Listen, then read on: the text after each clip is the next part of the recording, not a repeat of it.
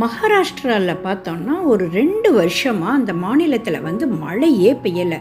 மழை பெய்யாததுனால என்னாச்சு, அந்த ஊரில் உள்ள ஏரிகள், கிணறுகள், ஆறு எல்லாம் வறண்டு போச்சு.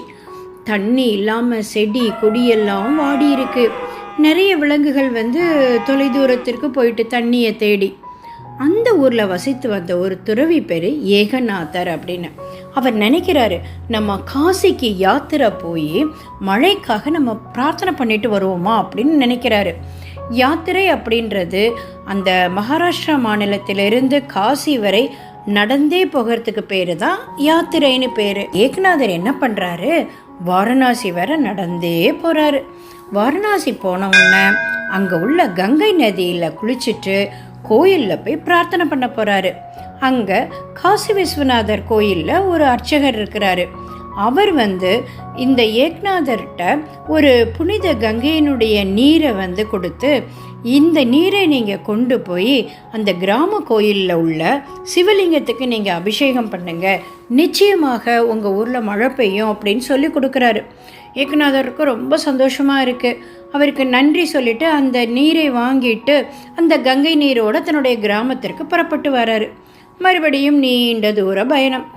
ஏகநாதர் தனது கிராமத்தை நெருங்கும் போதே இந்த மக்கள் எல்லாரும் நம்மளுக்கு மழை வருவதற்காக ஏகநாதர் பிரார்த்தனை பண்ணிட்டு கங்கை நீரை கொண்டு வராங்க அப்படின்னு கேள்விப்பட்டு கூட்டம் கூட ஆரம்பிச்சிருது. இந்த கிராம அர்ச்சகர் என்ன பண்ணுறாரு, ஏகநாதர் வந்துட்டாரு, சிவபெருமானை அபிஷேகம் பண்ணுறதுக்கு கங்கை நீர் வந்தாச்சு அப்படின்னு சொல்லிட்டு அந்த சிவபெருமானுக்கு அபிஷேகம் பண்ணக்கு எல்லா ஏற்பாடுகளையும் செஞ்சிட்ருக்காரு. ஏகநாதரும் கோயில் பக்கத்தில் கோயில் வாசலுக்கு வந்துட்டார். கோயில் வாசல்ல இருந்து உள்ள சிவபெருமானை பார்க்குறாரு. அப்போ வாசலில் ஒரு கழுதை ரொம்ப நோய்வாய்ப்பட்டு கிடக்குது. அதுக்கு தண்ணி தேவை இருக்குது.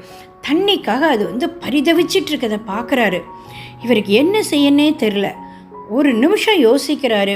அதுக்கப்புறம் என்ன பண்ணுறாரு, சிவபெருமானுடைய பேரை சொல்லிக்கிட்டே சிவசிவா சிவசிவான்னு சொல்லிக்கிட்டே தான் கொண்டு வந்த பாத்திரத்தில் உள்ள நீரை கழுதையினுடைய திறந்த வாயில் ஊற்ற ஆரம்பிச்சிட்டாரு. நீர் உள்ளே போனோடனே அந்த கழுதைக்கு கொஞ்சம் தெம்பு வருது. மறுபடியும் கொஞ்சம் நீரை கொடுத்தோடனே அதுக்கு எழுந்து நிற்கக்கூடிய ஒரு வலிமையே வந்துடுது. மக்கள் எல்லாரும் ஒரு கையாலாகாத தனத்துடன், ஒரு கோபத்துடன், கடவுளுக்கு சிவபெருமானுக்கு அபிஷேகித்து வைத்திருந்த நீரை இந்த கழுதைக்கு கொடுத்துட்டாரே, இனி நம்ம ஊரில் மழையே பெய்யாதா அப்படின்னு ஒரு வருத்தத்தோடு நின்றுட்டுருக்காங்க.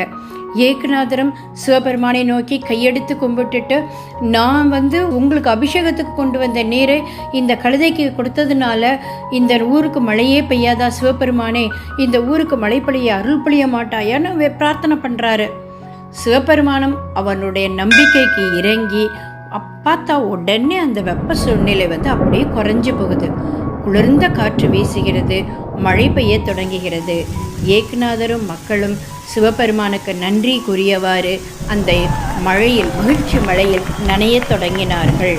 கதையிலிருந்து என்ன தெரியுதுன்னா, சிவபெருமானே எனக்காக கொண்டு வந்த நீரை நீ கழுதைக்கு கொடுத்தது மிகவும் சரியானது என்று மகிழ்ந்து மழை பொழிய வைத்தார்.